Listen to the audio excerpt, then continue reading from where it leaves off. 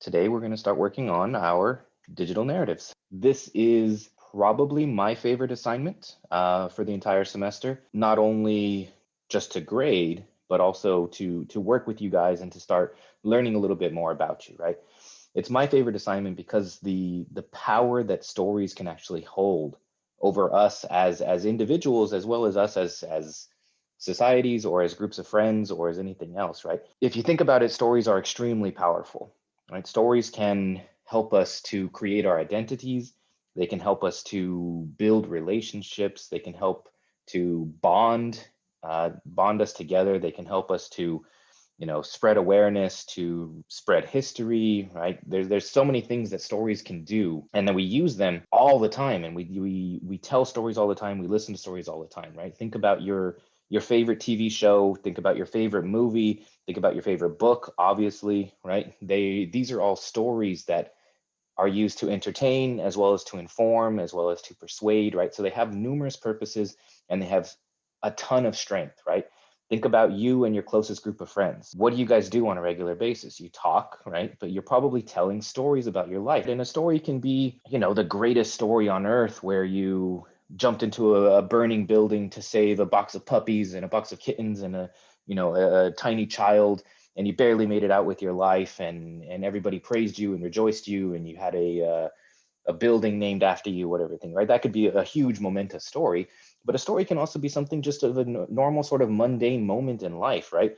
Getting up and making breakfast can turn into a story. Walking out of your house and going to the bus stop can turn into a story, right? We can tell stories from any little aspect of our life. Any little sort of moment of our life can be turned into a story, right? Some stories are going to be more exciting than other stories, obviously, but a good storyteller, which is what you guys are going to be transitioning into, knows how to find the perfect aspect and the perfect moment in their life in order to create a story and keep their audience entertained, right? So this is what you're going to be doing. You are going to be creating a digital story, a digital narrative. This will be a personal story that you're going to tell. It should be nonfiction, right? It should have happened to you. You should be the main character in the story, and it should be something that you have some sort of interest or some sort of excitement about, right? We do have some guidelines that we need to follow, which I'll get into in just a minute, but this is the point in the semester that we are now, right? We started becoming creators. We went from just being consumers and we started learning about how to consume wisely. Now we switched over to being creators in our infographic, but that was just looking at sort of a static genre of an infographic, right? A digital poster. And now we're moving into the dynamic genre of a video. Your digital narrative, when it's finished in its final product, will be an MP4, right? It will be a video of some sorts. Right? You will be creating a video, you'll be doing video editing for this project. This is our first instance of video editing. This part of the semester, this project in the semester doesn't require any sort of research. The research you're going to take is from here, right? It's from here and it's from your life. That's the research you're going to take. We're still going to be doing reading, so we learn how to put together some quality camera shots. We learn how to use different camera angles. We learn different camera and video production techniques, right? We're learning more and moving more into the idea of film studies now, right? Again, multimodal composition goes across many disciplines. Now we're moving into possibly a little bit more towards creative writing, literature, and film studies, right? That's where we're moving to now. Your story will be a personal experience that actually happened to you. It'll be something that is important to you and something that you have some sort of passion about. If you feel passionate about your commute from home to work on the bus, and you can tell a great story from your commute from home to work on the bus, if you have passion about that, tell us that story. If you have no passion about making lunch, don't tell us a story about making lunch, right? These sort of things. So you will be picking a story within your life that could be told in about 2 to 5 minutes, but it's going to be told digitally, right? It's not just going to be you, like I'm doing right now, talking to a screen and telling the story. You need to incorporate multiple modes to tell your story, right? So you may have to do some filming, you may have to do some reenactments. If you have friends at home, you can get them to act for you. If you have family members at home, you can have them act for you. but you should be in this video. It is your video. If you're very uncomfortable with being on camera and you don't want to show your face at all, there are different ways to get around this by looking, shooting the whole thing through POV, right? As if it was coming from your eyes. You don't actually necessarily have to be in it. Or it could always be shot from behind you and all it is the back of your head through the whole story, right? So there's ways to get around it, but it is your personal story. So it does have a nice touch when you are part of that story. In all previous semesters, this assignment has been focused on the theme of student life at NU, right? It's a great theme to focus on. It's very loosely attached to anything that's happened to you that is semi-related to Nazarbayev University. So you're going to tell a 2 to 5 minute story. This story could be one continuous 2 to 5 minute story, as if you were walking from your house to the bus stop, getting on the bus, and making your way to work or making your way to a friend's house or a family member's house or whatever it is, right? If that's one 2 to 5 minute continuous story you want to tell, that's great. That will work. Or it could be a bunch of, smaller, shorter stories spanned over a longer period in time that still turns into a 2 to 5 minute video, right? So it could be multiple commutes to work or a friend's house or a family member's house, or the commute over and the commute back, but not told continuously. It could be told in cuts, right? So you have a lot of different options with what you can or what you want to do with this assignment, right? I'm basically your audience at this point, but you will be publishing these on your website, so they should be accessible and interesting and engaging to a wider audience. You will want to try to incorporate as many modes as you feel is necessary. Obviously, visual mode needs to be in here. Probably the oral mode needs to be in here. Linguistic mode, more or less. You may need a narration at some point. Spatial and the organizationals, those should all sort of still play a part in your digital narrative. Not every story needs a narrator. I've had very many successful students tell stories without ever saying a word or without ever putting any text on the screen. So linguistic mode is a good tool to use when telling a story, but it's not always necessary. The visual is probably going to be necessary because we want to see your story. It is a digital story that you should be putting together for us. The oral mode should probably be there in some sense, at least for sound effects or music, right? To keep us more engaged. Silent films are not a very popular genre anymore for a reason, right? I use this program here, VSDC Video Editor. I have given you a link to that on our Moodle page up at the top, a link to it, as well as a ton of different tutorials on how to use VSDC Video Editor and links to their YouTube page so that you can start figuring out how to do cooler and more advanced techniques in video editing for VSDC Film Editor. It's a free program to download. It's very easy to use. Basically drag, drop, cut, splice, sync, and you're more or less done, right? Editing itself is not always easy or quick. This is the first opportunity you will have to begin editing in this class, video editing at that point, right? Editing will take you a long time. I don't know how else to say that, right? I estimate about an hour of editing per minute of footage of your video. And that's a very sort of low estimate. If you've done all the planning, if you've done all the prep work, if you have everything that you need to be filmed, you have all the songs already chosen, you have all of your videos already cut and placed in, editing might take you about an hour per minute at that time. If you think you can just go out, film a couple things on your phone, plug them into your computer and put them together, it's going to take you much, much longer. Video editing and video creation is a lot more fun than writing an essay, I would say, but it's definitely not easier. There's definitely a lot more work that goes into creating a video like our digital narrative than if you were just to sit down and write a 2,000 word essay about your own story, right? Or write out your story. But I do want you to consider this assignment in the same sense as if you were writing an essay, right? In the fact of organizing, outlining, and revising, right? What you do when you create a video, there's a lot of similar things to what you do as when you create an essay. The idea of revision is going to be one of the big things, and outlining and organizing and brainstorming. So you do have the same sort of steps, right? First of all, you need to pick a topic. Obviously, that's the story. Pick your story that you need to tell. You're going to have to collect your resources as if you were going and finding your research for a research paper, right? Collecting your resources, that means going out and filming the scenes that you need to be filmed, finding the music that you need to use, finding the images that you need to use. They may be old images that you took from a long time ago. They may be images that you need to find on the internet somewhere, right? gathering your resources in order to edit your digital narrative. And here are the really important ones: storyboarding and creating a script. We'll get a little bit more into these in just a minute, but these are the things that are going to save you a ton of time and a ton of effort and a ton of stress and hardship, and make you not want to pull your hair out and slam your computer against a wall when it comes to editing, right? So we'll get to those in just a minute, but I want you to think of this assignment as if you were writing an essay. You're going to go through the same processes, the same steps, but rather than just using the linguistic mode, now you're going to be using the linguistic, the visual, the oral, and the spatial modes all put together. Basically, storyboarding is planning your video scene by scene by scene by scene, with getting as much detail in there as possible. So stating what the action of the scene is, stating which camera angles you're going to be taking, explaining what sort of shots you're going to be using within that scene, and providing a rationale for why these things need to be done, right? We need to make conscious decisions about them. So explaining why we would be putting the scene together in this way, right?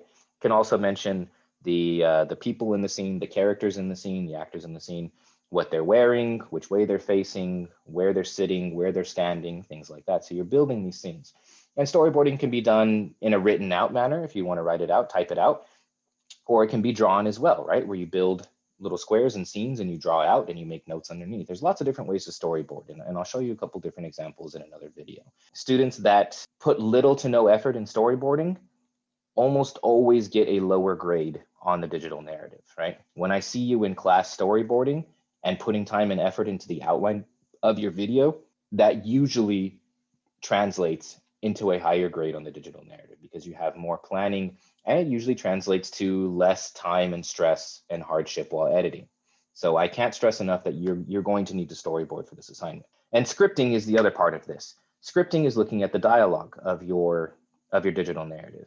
If you're going to have yourself or your friends or your family members in the video, and there's going to be conversations, then you're going to need to write out a script. You're going to need to tell your family members or your friends or whoever else is in the video what they need to say and when they need to say it. So storyboarding and script writing are huge components to the planning and also the revision process of putting together a digital narrative. I cannot stress enough that storyboarding is going to be very important. And it's going to be required for this assignment. In the past, I never required it, but I stressed it. But now we will be creating a peer review for this assignment. Obviously, if you want to film a video and send it to your partner and have them create a peer review about your video, that's totally fine. I'm not saying it's impossible, but it's a bit difficult. But what I will be expecting for this peer review is that you will be submitting a detailed script if you're using one, and a storyboard as your first draft to your digital narrative. These are the things that you will be submitting to your partner as the peer review. The first draft of your digital narrative is not graded, it's completely ungraded, but you have to submit these things in order for me to give you a partner in the peer review. So you will be creating scripts, you will be creating storyboards for this assignment. I'll give you a lot more details about this peer review in another video, don't worry. And the last part will be the write-up for the final draft. Again, you'll be explaining the educated and conscious choices that you made while creating your digital narrative. You will want to include an explanation of your story, especially if it is very sort of artsy and abstract. Then we're going to need an explanation of it. You may want to include, or you will want to include, the rationale that you use behind the different camera and video production techniques that you used, as well as an explanation to how your story connects to one of the themes. It may not be very apparent, especially to me, an outsider watching your story. So explain to me how you feel that your digital narrative connects to one of the themes. Obviously, then you can talk about any of the steps that you took while creating it, any of the revisions that you made between first and final draft, any problems or setbacks you encountered, whatever it may be. And we'll keep the limit to about 300 to 500 words as well. The things you will be graded on in the digital narrative will be design, narrative content, and the use of modalities. Design will not go away this semester. We'll be looking at design pretty much in every assignment that we're looking at. But the design will be, rather than focused strictly on the universal principles of design, it'll be more focused on the advanced camera and video production techniques that you're using, as well as the layout and organization of the video itself, right? We'll still be looking at design elements, serving the narrative and being chosen carefully, but it'll be more about the camera and video production techniques. The narrative content will be all about your story, the story that you create, right? This is what I say, a good storyteller knows how to turn any mundane moment into an engaging and exciting story, right? Your narrative will have to follow a story arc. Basically, any good story follows this general pattern. Your story needs to have some sort of beginning, or we can call it an introduction, right? Your story needs to have some sort of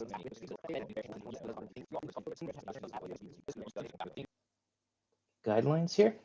So it needs to follow a story arc: beginning, rising action, climate, falling action, and resolution. We have to have an ending to our story. Your narrative needs to properly apply and use the fundamental elements of storytelling. And this comes directly from our Universal Principles of Design book. I don't know if you remember reading, but there was a principle that I told you to read is storytelling, right? And it seemed like maybe it didn't fit an infographic necessarily all the time, but I had you read it more for this assignment itself, the idea of digital narrative storytelling. Obviously, the story needs to be appropriate, something that you would be willing to show your instructor, something you'd be willing to put onto YouTube, things like that. Don't be extremely inappropriate. I'm okay with some inappropriate behavior, but don't be extremely inappropriate. Don't try to shock me, please. But more importantly, it should be exciting and engaging for a general audience. Anybody should be able to watch it and understand what your story is and get something out of your story, right? And obviously, it needs to apply to one of our provided themes. The last thing you're going to be graded on is the use of modalities. So this is more in your editing. Obviously, I cannot grade you on the quality of your equipment, right? A lot of the time you're just going to be using, probably I would think most of you are just going to be using your smartphones to film this entire thing. And that's totally fine with me. I can't judge you because you have a smartphone from 2012, right? That's 8 years old and it has a worse camera than a smartphone in an iPhone 11 or something. But we should still be trying to achieve the highest quality in all of our modes, right? So edited picture, edited video, and edited audio. We still want to be able to hear things to still sync up, things to still look like a quality finished product. You should still be using as many modes as you need, but all of them should be serving the narrative. I don't want you just shoving in different modes if they don't actually fit the narrative that you're trying to tell.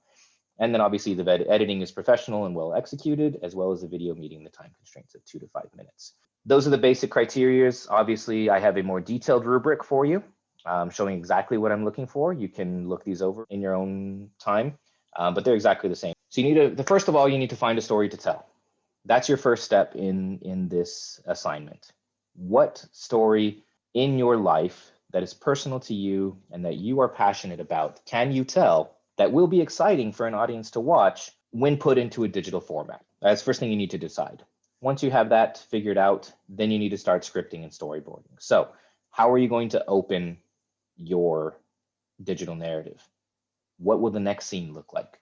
Who's going to be in these scenes? What are they going to be doing in these scenes? Where is your camera going to be? What sort of angle are you going to be taking with your camera? I'll create a lot more videos about this, showing camera angles, camera movements, things like that. If you did notice right there on the calendar, though, we are working on our media production readings this week and next week.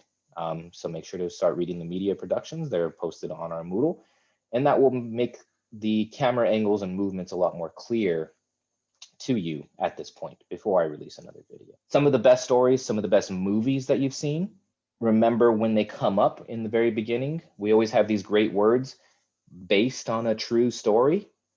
Keep that in your mind, right? It can be exaggerated nonfiction, or it can be based on a true story, right? If you understand what I'm saying. It should be a nonfiction story. It should be an event that happened to you, but we can exaggerate that story to make it more exciting for the digital format. This is the point in our semester where I stop giving you everything and I expect you to work, right? So in class, this is where I would give you the class period to work on our computers in our labs, to start storyboarding, to start filming, to start editing, whatever it may be. And I would walk around and talk with each and every one of you about your stories and give you ideas and give you suggestions and help you improve and answer questions and whatever it may be. I think that's all I wanted to say for today. Hopefully you guys are excited about working on the digital narrative. Like I said, it's my favorite assignment. I'm excited about working on it. I love getting to this point in the semester when we start filming and you're allowed to be more creative and you're allowed to be more free. So hopefully you're getting excited about it, and I will see you guys next time.